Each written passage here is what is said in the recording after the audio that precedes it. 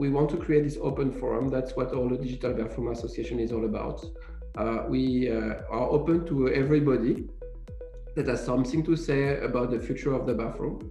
It's from all around the world, big companies, small companies, and just to give you how important this industry is, in a bathroom, $400 billion of goods are consumed every year. And so it ranges from equipment to soaps or toothpaste and devices. So without further ado, I would like to introduce Jayaraman. I had the privilege to work with Jay in his previous position. He was in charge of strategic alliance with Colgate-Palmolive and spent 37 years in the group. But what I was truly impressed with Jay is really a visionary about the future. And we had numerous conversations about the future, but I wanted to be less selfish and have him share the view of the future of the bathroom and the future of this industry with us, with a unique angle. And so without further ado, Jay, the floor is yours.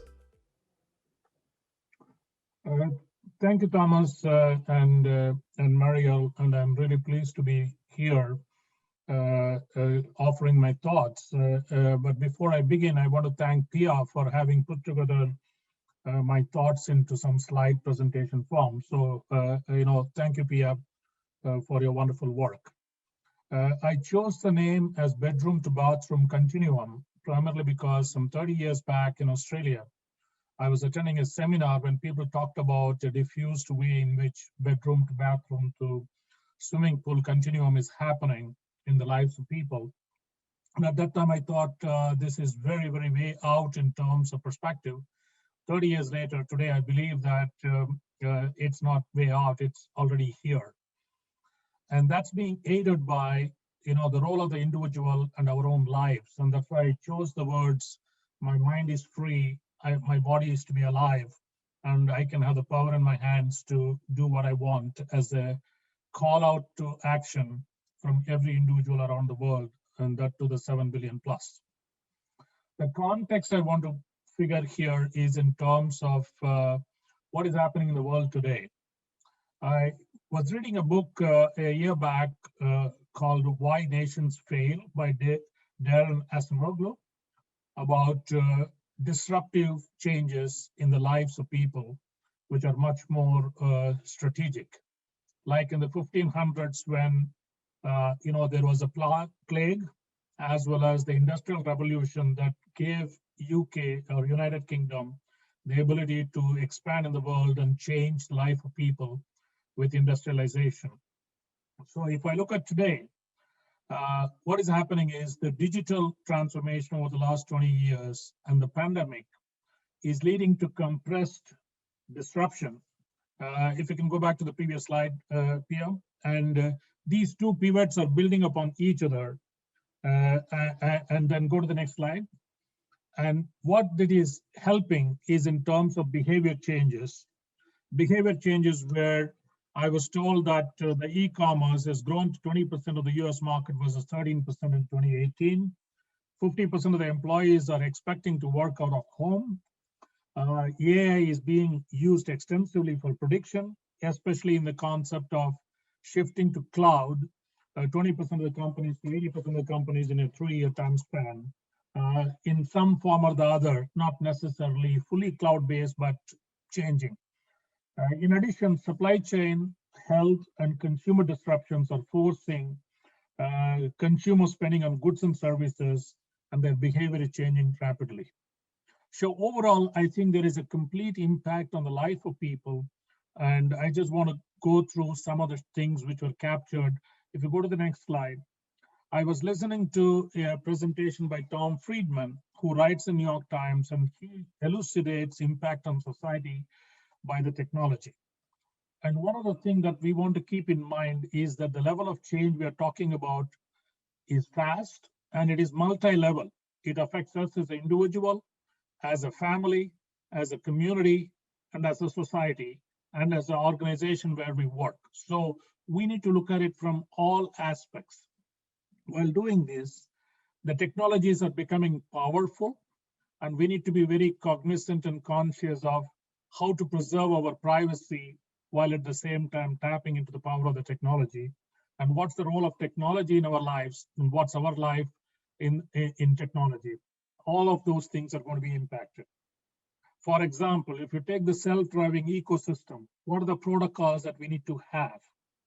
How are we going to lay down the boundaries of the protocols so that we are in a position to tap into what the technology can offer? If you look at the next part of it, which is the ecosystem play, things are moving from classical computing to quantum computing. That is going to throw up phenomenal amount of opportunities for linkages of various ecosystem players. And how do you maximize the benefit of that is going to be very useful. In this context, I think we have to lead the consumer, because consumer may not understand where we are going to go. So we need to be, while being an innovator, we also need to be an educator, opening up the minds of the people to what are the other possibilities. While doing this, we need to have a shared value between men and machines, because at the end of the day, you cannot have a non-empathetic equation. It has to be seamless user experience that's going to drive people to better benefit and better quality of life. Which means, the idea of understanding what is the value of AI, how do we build judgment in AI, how do we build in the softer skills, while at the same time we lay down the borderline and not be reckless? How do we build shared values? So in this whole concept, building the ecosystem in a very measured way is very necessary. Can we go to the next slide, please? Now, I'm going to go through several examples of what is happening based on my listening to various industry forums. And maybe each of them have an implication in the lives of people, and if so, the people who are in the DBA fraternity. This is from the Verizon presentation of moving into 5G rollout. The examples are unbelievable. If you take National Football League or a soccer league, the transformation through real-time engagement while sitting in the stadium, you can immediately roll back on your phone at the replay, and you can do the replay yourself. You can go micro level, and you can even interact with people, other people who are in the stadium or outside. So it's a engagement versus a passive observation of what is happening in the game. Similarly, augmented reality and real-time augmented reality is going to enhance the digital experiences. Now, when you go to the other side of the equation, both entertainment and education are going to be completely transformed in terms of their ability to engage. And third is in terms of smart city engagement because of 5G rollout. They are doing a pilot in San Jose where limits to transportation and traffic lights, traffic data services, how do you establish low carbon footprint in terms of vehicular movement in a city? And these are things which are far, far important from a sustainable planet. So there is a whole host of things that can be done in where we are today, from where we are today to where we could be. So the concept of 5G rollout, how it is going to enhance experiences in multiple areas. For example, one other thing I was fascinated was two museums. The Smithsonian Museum is going to provide an augmented reality experience with the Apollo 11 capsule, so you can feel as if you're an astronaut landing on the moon. I mean, that's mind-blowing. Similarly, if you take Metropolitan Museum in New York, they're going to provide 4 galleries for real-time experience of, for example, Van Gogh. And how do you immerse yourself in that experience instead of just looking at static paintings versus real-time experiential values? So that sort of a life-changing transformation is going to take place. Now, that is not going to happen only outside the home. It's going to happen inside the home as well. If you can go to the next slide, please. Similarly, if you take digital health, and the contagion to potential to drive opportunities and business growth is there for everybody. I think there are multiple levels in which this disruption is going to take place or is taking place already. On the one hand, you have technology driving virtual care or leading to telehealth. How clinical diagnostic data, patient anywhere, personal health data is going to be brought to the clinical workflow. I was exposed to some work by Optum Health of United, where in Denver, Colorado, they were trying to see how an individual can transform health from his own data from one hospital to another hospital. The problem is most of the data is kept with the systems by themselves, versus now the new trend is how do you provide the data in the hands of the user so the user can have transportability. At the same time, how do we weave it into the clinical workflow? And what I was fascinated was, for example, teleconsultations were around 50,000 or 50 million in 2019, whereas in 2020 they went up to 1 billion teleconsultations in the world. I mean, that's an order of magnitude and scale, which is unbelievable. This can completely transform how data can be used. Imagine a clinical data being available for 1 billion people or 1 million people. Versus clinical data being available based on 5,000 people participating in the clinical study. This is almost like real-time follow-through in terms of effectiveness and efficacy of processes, practices, as well as clinical information. And the other thing that is happening, which is very important to the DBA specifically, is a move from curative aspect of health to prevention aspect and holistic wellness. How is the mind is going to be kept free, how is the body is going to be kept alive, is going to be a very, very important aspect. And that's going to be supported by digital therapeutics, which are medicine of tomorrow versus medicine of yesterday, how things are going to happen. The classic example of the RNA-driven vaccines versus the original way of looking at vaccine is a classic example of how things are going to completely transform. And beyond that, the issue is one of how are we going to take care of our health at home and away in real life terms is going to be very, very important. Next slide, please. Now, similarly, if you look at mobility, because that's another thing that is very, very important, the concept of mobility is going to change dramatically. I was listening to some of the aspects of electric vehicle. And in fact, I think Mercedes-Benz and GM have announced that they will move to majority or full electric vehicles by 2030 or 2035 or 2040. So given the scenario, I think people are moving in the direction. Now, what this does is it gives significant amount of capability built in. And one of the things I was fascinated was looking at CES, I think a couple of years back, where they were not treating the car as a four-wheel automobile, but it's more like an additional room in the home. It just happens to be mobile. And that brings a totally different perspective in terms of how the inner structure is going to be completely changed for the betterment of the mind and body as you are traveling and you are more productive using that time. However, the barriers to use are there, but they are predicting roughly, not my prediction, but the industry is trying to predict whether they could hit a 25 to 30% of the volume in the US by 2030 could be electric vehicles. Now, what this is going to also do is shift in shopping for vehicles online. This is going to lead to battery swap business models. So the gas stations, as we know, is going to completely change. In that context, imagine the gas stations which are on there all over the world. What can they be spin-off points or springboard points for data, for information? Imagine they merging with the spa or merging with the physical activity spaces so that you drive for 3 hours and then you get off for 20 minutes or 30 minutes just to relax your muscles, have a workout and move on. So the experience on the road is going to completely transform itself. If you can go to the next slide, please. In retail, I want to keep it very simple. From what I understood, COVID has brought 2030 to 2020. What do I mean by that? Basically, the retail model is completely getting changed. One is the impact from what I call as the omni-channel experience that people are going through.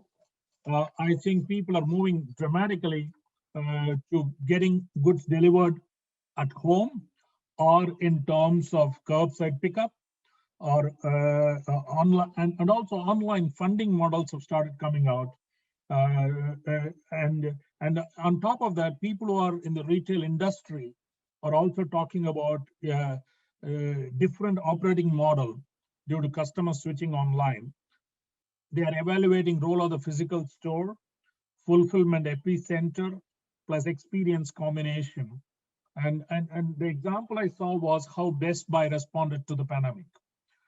So I think the norms are going to change as to where people buy or experience goods and services. And that sets ourselves very well in terms of defining what a bathroom is or what an experience space is. And if you go to the next slide, please. Similarly, in fintech, because every goods and service, you need to have something in terms of transactional value.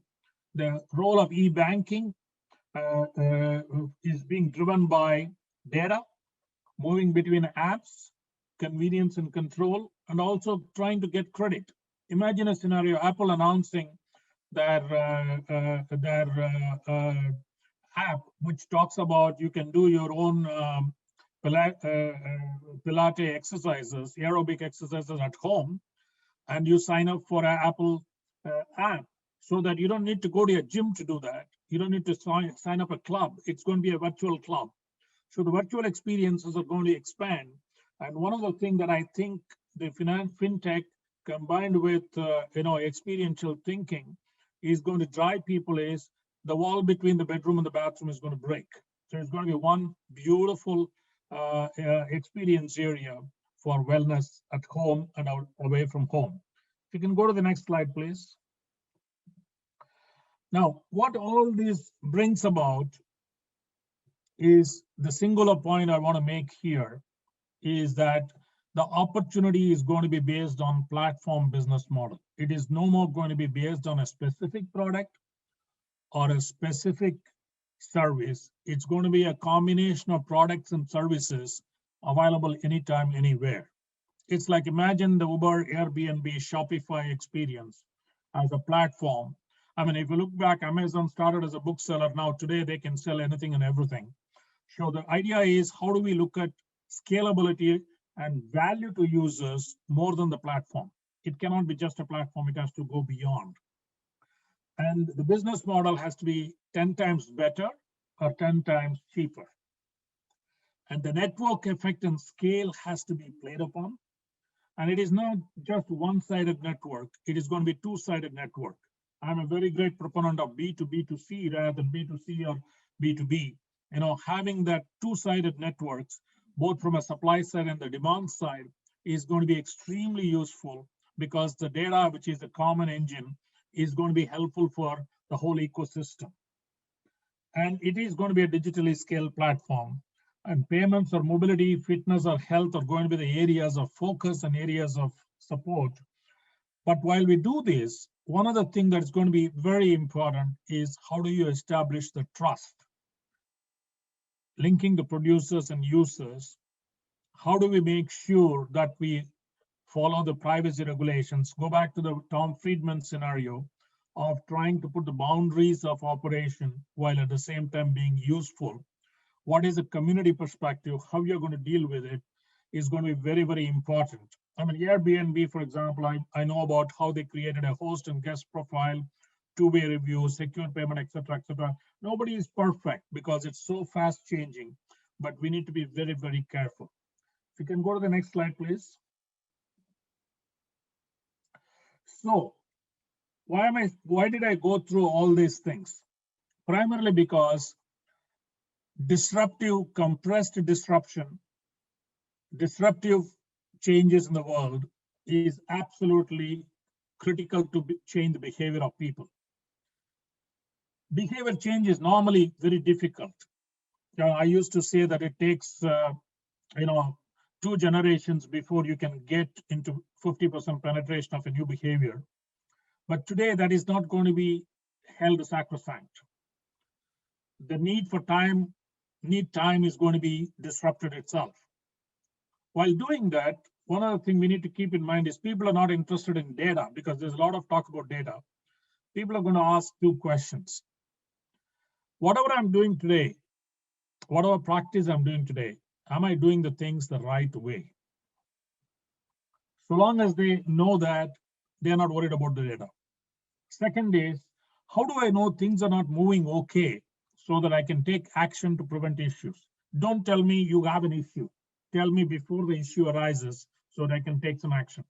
These are the two simple ways by which people are trying to understand. They want help in their simple ways to do things that they can do in their life every day. Which means, how can information be at one place and simple? I cannot be going to 15 different places for information. How can I get it in one place? And the most private moment I spend in my time is when I'm in the bathroom or the bedroom. It's very private. Whether as an individual or as a single, bathroom is even more private. That's the time when I can think about things while brushing, or while having a bath, while whistling a song. What can I get at that point of time in terms of information that can help me set the day in a manner where my life is very easy?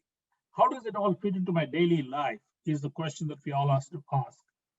And leading to that is, how can I improve both my mental wellness and physical wellness every day, so that as I get up and get out of the house, my mind is free and my body is very alive.